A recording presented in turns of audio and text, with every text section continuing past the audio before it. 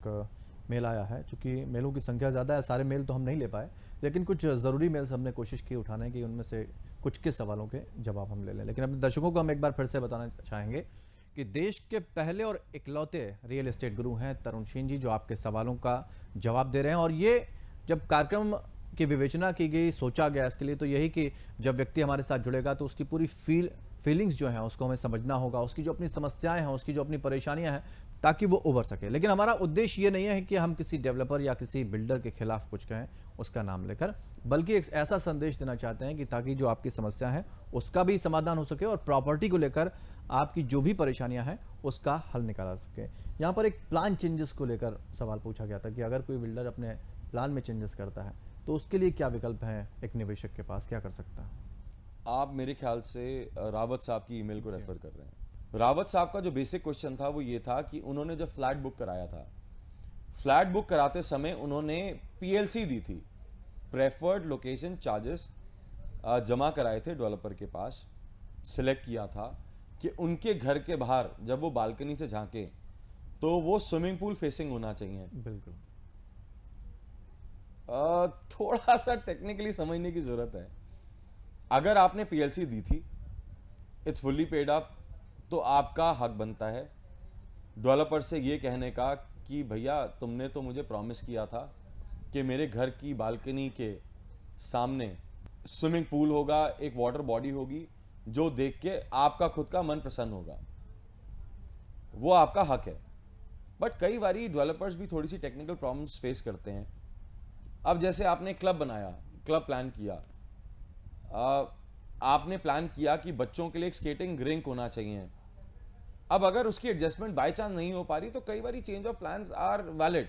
तो आप अपने डेवलपर से जाके ये कह सकते हैं कि brother, I am part of your family, मैं आपके फैमिली का पार्ट हूँ। आपने अगर पीएलसी चार्ज किए थे तो वो पीएलसी या तो मुझे वापस कर दें या मेरे को फ्लैट ये वाला नहीं, इसकी जगह कोई और अगर आपके पास ऑप्शन अवेलेबल है तो उस फ्लैट में मूव करा दें।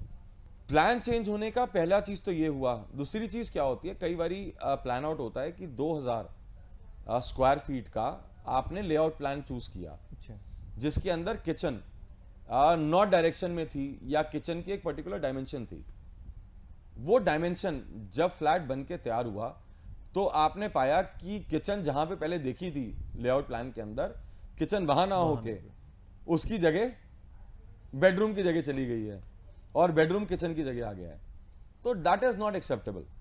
जब भी कोई अच्छा डेवलपर मार्केट के अंदर काम करता है तो इनिशियल लेवल के ऊपर सारी चीजें कंसोलिडेट करके, डिसाइड करके, विजन के साथ कस्टमर को दिखाई जाती हैं। Minor changes can happen because जब आप कंस्ट्रक्ट करना शुरू करते हैं 19-20 तो हो सकता है, लेकिन 10-20 नहीं हो सकता। तो you have all the rights to fight with your customer, with your developer on the same. आप लॉजिकल एक्सप्लेनेशन मांग सकते हैं उनसे। जी।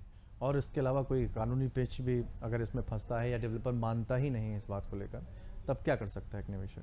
तो टेक्निकली देखा जाए तो आज की डेट में कोर्ट्स आर अवेलेबल, जो आज कस्टमर का, इन्वेस्टर का हर एक दिक्कत को दूर करने के लिए बैठे हैं। उनका पर्पस ही यही है कि कभी भी किसी कस्टमर को कोई दिक्कत ना आए।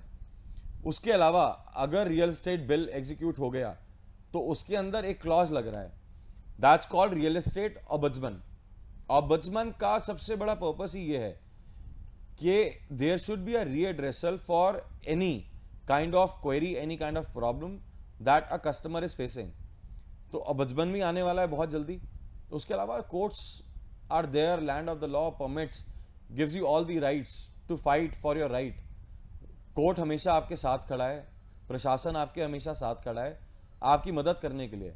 और उससे भी इंपॉर्टेंट, हमेशा डेवलपर आपके साथ खड़ा है, क्योंकि आज की डेट में सारे डेवलपर्स भाई ये समझते हैं कि अगर उन्होंने अपने खुद के इन्वेस्टर्स को खुश रखा तो उनके बिजनेस के अंदर, उनकी ग्रोथ के अंदर एक मल्टीप्लिकेशन होती है।